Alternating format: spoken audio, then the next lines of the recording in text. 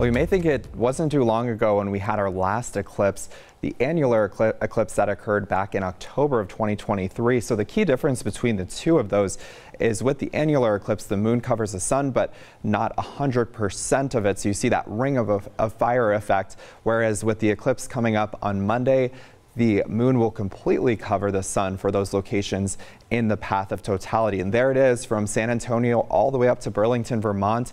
And I was looking at the cloud cover. Looks like the best areas are going to be in Missouri and Illinois, and then up into northern New York and Vermont, where we will see clear skies. Unfortunately, more cloud cover over the Texas area and a lot of the Midwest. But for us here in Idaho, that will peak around 11:30 on Monday, and it will be about 35% of the sun being covered. So still a cool sight to see, not as impressive as for our friends over to the east. And again, that's going to happen at 11:30 on Monday. So for those of you in eastern Idaho, it actually could cover about 45% of the sun. And looking at our forecast for Monday as far as cloud cover, by around lunchtime, around that peak, we are going to see sunshine and clear skies, so you will have a chance to get out and see it. But as we move into the afternoon, some cloud cover moving in. That will last through about 1:30 on Monday. So getting into your forecast, we are tracking some showers, light rain showers across the Treasure Valley, but they have been pretty persistent throughout the day. We've seen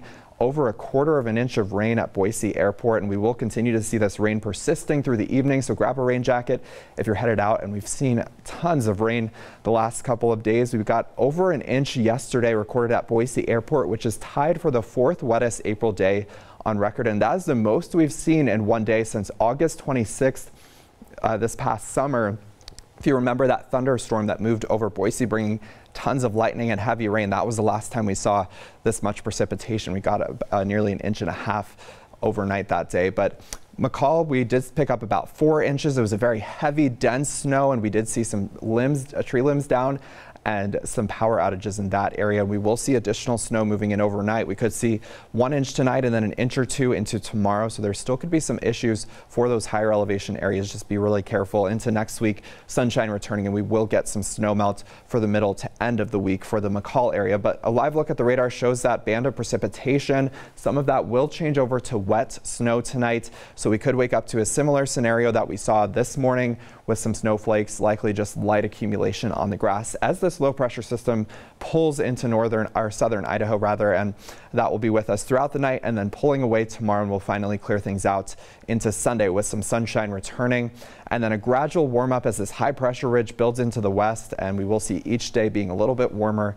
than the last. By next Wednesday and Thursday, we could actually get close to 70 degrees. So a return to spring-like weather if you were not a fan of the wet weather we saw the last couple of days. But just tracking the radar through the rest of this evening, we will see those on and off rain showers throughout the rest of the night. And again, transitioning over to some snow in some areas. Down into the Owahis, we could actually see about 2 to 4 inches. We still have a winter weather advisory for that area, but just some isolated showers and storms popping up tomorrow afternoon, and then we should be in the clear heading into Sunday. So finally, some drier weather coming in for us, and again, very light accumulation expected across the valley, but for the McCall area, about 2.5 inches of additional snow. That's all the way through the weekend. Tamarack, we could pick up just over 4 inches there. So expect a mostly cloudy, blustery day. It's going to feel closer to about 40 degrees tomorrow, even though our temperatures do top out in the mid to upper 40s. And just looking through that extended forecast here, we are going to see that sunshine returning for the start of next week, climbing each day up to 71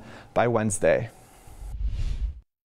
In Eagle, how crews barely managed to finish important work on the